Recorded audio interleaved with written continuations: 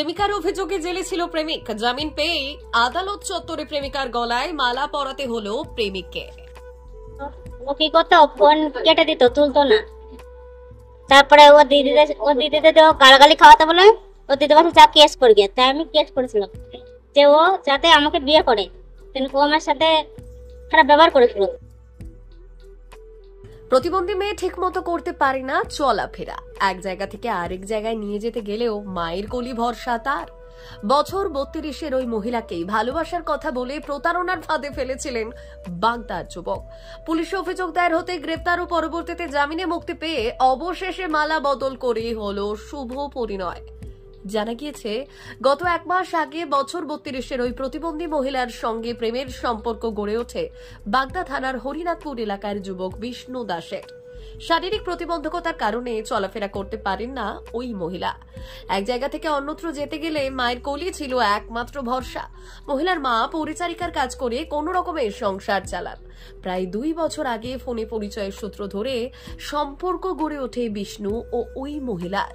শুরুতে প্রস্তাবে রাজি না হলেও বিষ্ণুর একাধিকবার ভালোবাসা ও বিবাহের প্রতিশ্রুতিতে ভরসা রেখে সম্পর্কের দিকে এগিয়ে যান মহিলা। এইবার একই বাড়িতে আসা, মানে ছেলেটি মেয়েদের বাড়িতে আসা যাওয়া করতো এবং এদের মধ্যে সম্পর্ক হয়, বৈবাহিক সম্পর্কের কাছাকাছি গেছে, কিন্তু বিয়ে হয়নি। তো মাঝপথে ছেলেটি যোগাযোগ বিচ্ছিন্ন করে দেয়। তার জন্য মেয়েটি ভয় পেয়ে গিয়ে 30 তারিখে মামলা দায়ের করে, বনগাঁ থানায় একটা মামলা দায়ের করে এবং 31 তারিখে ছেলেটি অ্যারেস্ট হয়। 1 মাস কাস্টাডি পরে গতকাল 2/7/2025 তারিখে ছেলেটির জামিন হয় মহামান্য এডিজে 1 কোর্ট থেকে। আজকে এখানে উভয় পক্ষ, ছেলের বাড়ি এবং মেয়ের বাড়ি উভয় থেকে দুজনকে বিয়ে দেওয়া। জানা যায়, দুই পরিবারের তরফেও এই সম্পর্কের বিষয়টি জানা ছিল। ধীরে ধীরে বাড়িতে যাতায়াত শুরু করেন বিষ্ণু। এরপর প্রেমিকের অনুরোধে সহবাসেও রাজি হন ওই প্রতিবন্ধী মহিলা। অভিযোগ, বিষ্ণু দাস প্রেমিকাকে প্রেম ও বিয়ের প্রতিশ্রুতি দিয়ে 30,000 টাকার আর্থিক সহায়তাও নেন, যা মহিলা একটি সমিতি থেকে তুলে দেন।